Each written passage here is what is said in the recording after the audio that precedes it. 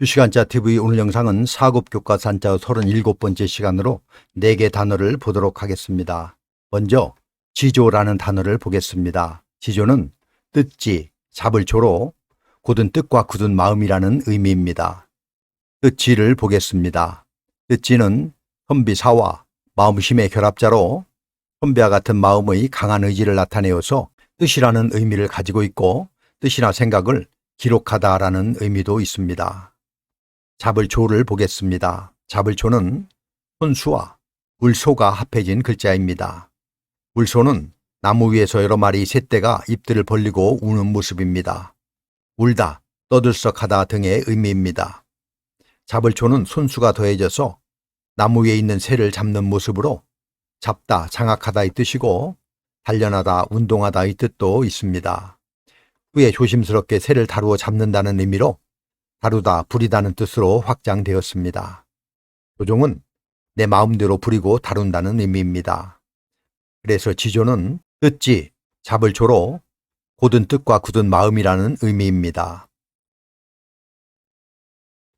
질서라는 단어를 보겠습니다. 질서는 차례 질, 차례 서로 사물 또는 사회가 올바른 생태를 유지하기 위하여 지켜야 할 일정한 차례나 규칙을 말합니다. 차례질을 보겠습니다. 차례질은 벼화와 이를 실이 합해진 글자입니다.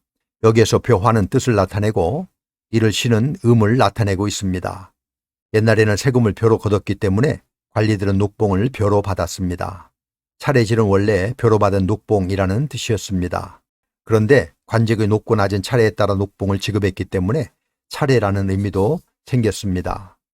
차례나 순서, 녹봉, 벼슬, 관직 등의 뜻입니다. 차례서를 보겠습니다. 차례서는 큰 집을 뜻하는 집엄과 줄여가 합해진 글자입니다. 줄여는 원래 옷감을 짤 때 날실 사이로 지나다니는 이러한 북에서 실이 풀려나오는 모양을 그린 글자로 주다, 밀다라는 의미를 가지고 있는데 여기에서는 여가 서로 바뀌어 음을 담당하고 있습니다. 집엄은 집과 담벼락을 함께 그린 것으로 옆으로 쭉 늘어서 있는 부속 건물을 뜻하는 글자입니다.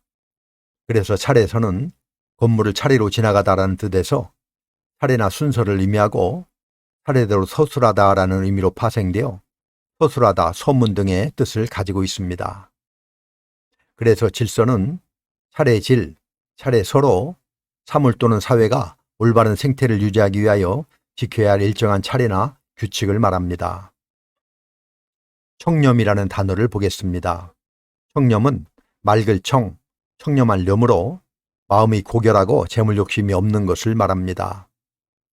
맑을 청을 보겠습니다. 맑을 청은 물수와 푸를청이 합해진 글자입니다. 푸를청은 날생과 우물정이 결합된 글자로 물가에 난 파릇파릇한 풀을 뜻하는 글자입니다. 푸르다라는 뜻의 푸를청에 물수가 더해진 맑을 청은 푸른 빛깔이 도는 맑은 물을 의미해서 맑다, 깨끗하다, 분명하다 등의 뜻을 가지고 있습니다. 청렴할 렴을 보겠습니다. 청렴할 렴은 집엄과 겸할 겸이 합해진 글자입니다. 겸할 겸과 비슷한 글자 중에 잡을 병이 있습니다. 잡을 병은 손을 뜻하는 돼지머리 개와 벼화가 합해진 글자로 벼를 손으로 잡은 모습입니다. 잡다라는 의미고요. 여기에서 파생된 겸할 겸은 여러 개의 벼를 손으로 잡은 모습으로 두 가지 이상의 사물이나 행동을 동시에 잡거나 하는 것을 이르는 글자입니다. 겸하다, 아우르다, 하나로 묶다 등의 의미입니다. 겸할 겸에 집엄이 더해진 청렴할 렴은 원래는 집에서 두 벽이 겸하는 모서리를 뜻하는 글자입니다. 모서리 각진 것에서 품행의 올고줌의 의미가 유추되어 청렴하다, 겸소하다, 결백하다 등의 뜻이 되었습니다. 그래서 청렴은 맑을 청, 청렴할 렴으로 마음이 고결하고 재물 욕심이 없는 것을 말합니다. 체조라는 단어를 보겠습니다. 체조는 몸체, 잡을 조로 신체의 이상적 발달을 꾀하고 신체의 결함을 교정 또는 보충시켜주기 위해서 행하는 조직화된 운동을 말합니다. 몸체를 보겠습니다. 몸체는 뼈골과 풍년풍의 결합자입니다. 뼈골은 머리뼈와 어깨뼈 그리고 가슴뼈를 그린 모습으로 보면 쉽게 이해할 수 있습니다. 아래는 살을 의미하는 육달월이지만 살의 의미는 없기 때문에 뜻에는 아무 지장이 없습니다. 그리고 풍년풍은 굽을곡과 콩두가 위아래로 연결된 글자인데 콩두는 제사 지낼 때 쓰는 굽이 높은 제기입니다. 그 그릇 위로 수북하게 진열된 음식이나 곡식의 모양을 나타내고 있습니다. 그래서 풍성하다, 가득하다, 풍년 등의 뜻을 가지고 있습니다. 그래서 몸체는 뼈골과 풍년풍이 합쳐진 글자로 뼈와 풍성한 살이 합쳐져서 몸을 이룬다는 의미로 몸, 신체, 물체 등의 뜻을 가지고 있습니다. 몸이 사람의 근본이라는 뜻에서 몸체의 약자로 이렇게 쓰기도 합니다. 잡을조를 보겠습니다. 잡을조는 손수와 울소가 합해진 글자입니다. 울소는 나무 위에서 여러 마리 새떼가 입들을 벌리고 우는 모습입니다. 울다, 떠들썩하다 등의 의미입니다. 잡을조는 손수가 더해져서 나무 위에 있는 새를 잡는 모습으로 잡다, 장악하다의 뜻이고 단련하다, 운동하다의 뜻도 있습니다. 후에 조심스럽게 새를 다루 잡는다는 의미로 다루다, 부리다는 뜻으로 확장되었습니다. 조종은 내 마음대로 다루고 부린다는 의미입니다. 그래서 체조는 몸체, 잡을조로 신체의 이상적 발달을 꾀하고 신체의 결함을 교정 또는 보충시켜주기 위해서 행하는 조직화된 운동을 말합니다.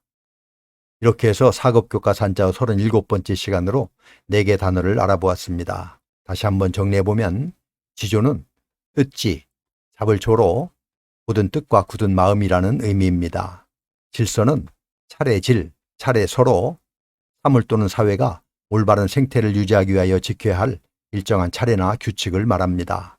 청렴은 맑을 청, 청렴할 염으로 마음이 고결하고 재물 욕심이 없는 것을 말하며 체조는 몸체, 잡을조로 신체의 이상적 발달을 꾀하고 신체의 결함을 교정 또는 보충시켜주기 위해서 행하는 조직화된 운동을 말합니다.